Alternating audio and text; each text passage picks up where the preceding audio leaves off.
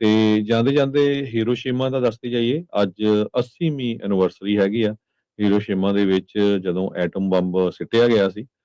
ਉਸ ਨੂੰ ਲੈ ਕੇ ਜਿਹੜੇ ਜਾਪਾਨ ਦੇ ਲੀਡਰਸ ਹੈਗੇ ਆ, ਉਹ ਇਹ ਕਹਿ ਰਹੇ ਆ ਵੀ ਅਸੀਂ ਉਸ ਤੋਂ ਕੁਝ ਨਹੀਂ ਸਿੱਖਿਆ। ਅਗਸਤ 6 1945 ਨੂੰ ਜੋ ਬੋmbਿੰਗ ਹੋਈ ਸੀ ਹੀਰੋਸ਼ੀਮਾ ਦੇ ਵਿੱਚ, ਕਿੰਨੇ ਲੋਕਾਂ ਦੀਆਂ ਜਿਹੜੀਆਂ ਮੌਤਾਂ ਹੋ ਗਈਆਂ ਸੀਗੀਆਂ।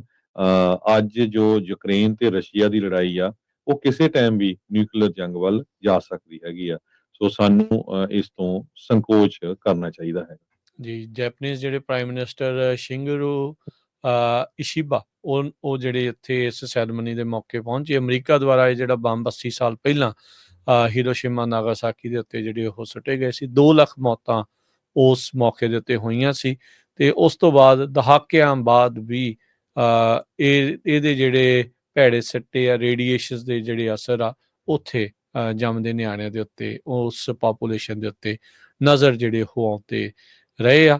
ਸੋ ਜਿਹੜਾ ਇੱਕ ਸਮਾਰਕ ਜਿਹੜਾ ਇਸ ਟਾਈਮ ਉੱਥੇ ਬਣਿਆ ਆ, ਉਹ ਬਚ ਗਿਆ ਸੀ ਜਿਹੜਾ ਇਸ ਬੰਬ ਡਿੱਗਣ ਤੋਂ ਬਾਅਦ 'ਚ। ਉਸੇ ਤਰੀਕੇ ਦੇ ਨਾਲ ਉਹਨਾਂ ਨੇ ਬਚਾ ਕੇ ਰੱਖਿਆ ਆ।